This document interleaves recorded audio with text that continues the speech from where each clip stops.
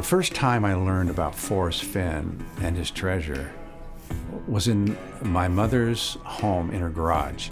I was reading one of my brother's magazines, and of all things, here's this article on Forrest Fenn and how he had planted this treasure in the Rockies. And then he composes this poem, and he tells us, if you follow all the clues in the poem, it'll take you right to the treasure. And it is believed to be valued at $1.5 million. And all of a sudden, I'm a searcher looking for a Forrest Fenn treasure. It's buried in the Rocky Mountains someplace. It was fantastic. He read the poem in there, and he couldn't get it out of his mind. And he read it, and he read it, and he read it. He began to think of solutions. I asked myself the question, where's this guy, Forrest Fenn? Where's he going to hide it? He says 4 states.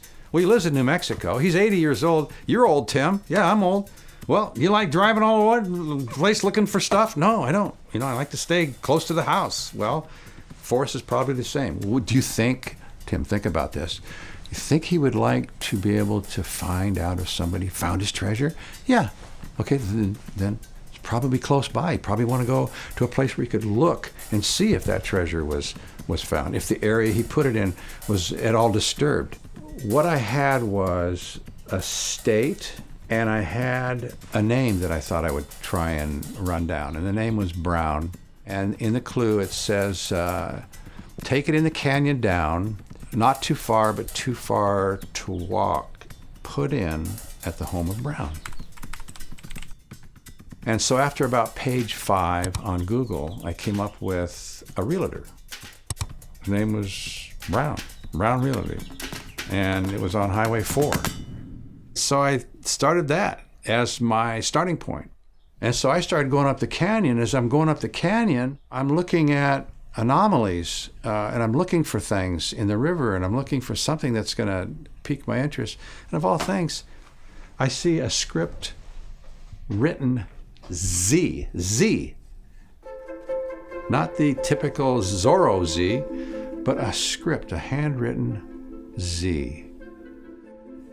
So I zoom out, kind of get some different angles with Google Earth, and by golly, I'm finding letters.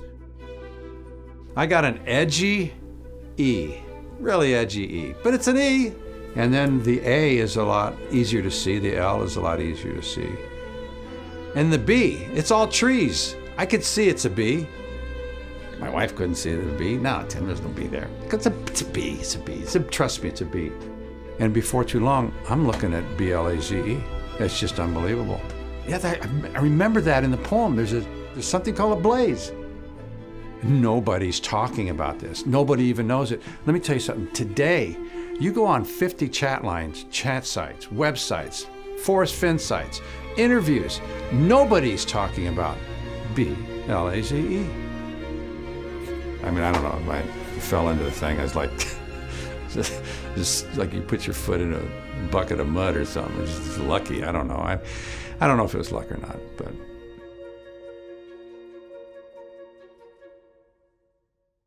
So he was so convinced that he knew where it was, he made the decision that he wanted to go.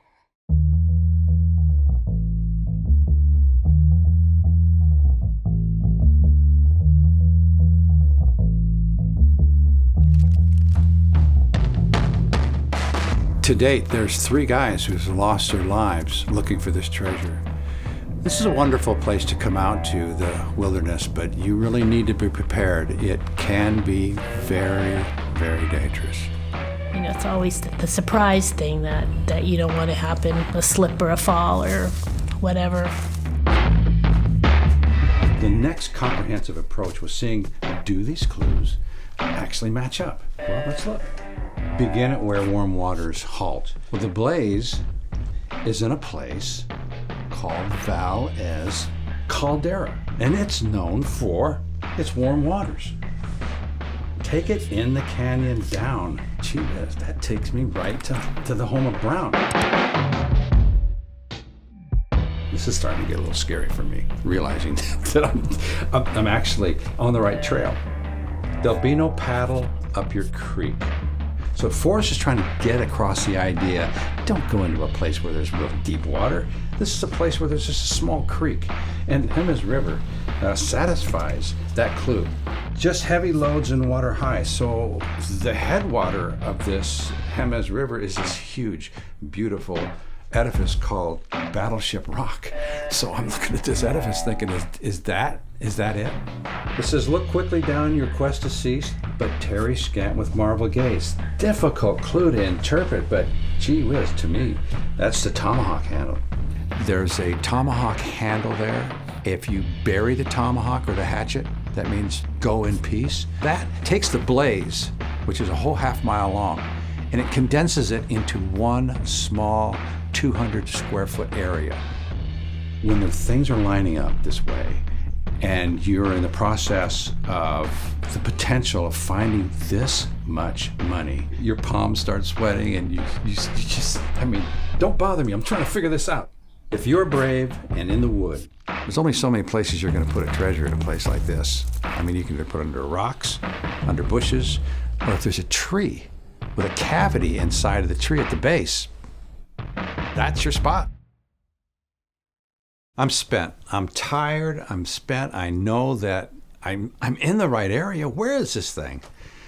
I look up to the right a little bit, closer to where that tomahawk handle is, and I see some trees up there, and I thought, well, let me just go check that out. You know how when your alarm goes off and you're supposed to be someplace a half an hour ago, and it's an important appointment, how the blood just goes right out of you? Is when I saw that pine tree, that's exactly what happened. It's over. I looked at the pine tree. I looked at the clearing out in front of it. Now you have to remember, this is primitive forest. So everywhere you walk, you're crunching, you're walking on rocks and debris. And in front of that tree, it was clean. Somebody had taken something out of that tree. And before they took it all out, they cleared all the brush. And then they pulled out whatever was in there and probably opened its lid and laid it all out. So when I saw that, it was quite evident that somebody had been there before me and found that stinking treasure.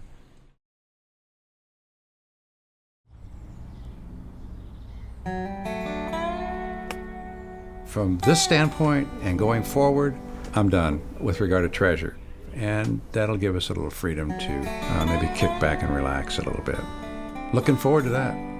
I would say that until somebody comes forward and says that it's found, or it's confirmed that it's found, that it may never completely be at rest. Thanks, Forrest, for putting your money where your mouth was. Sweet. Loved it. Now, there's also another question. Who got it?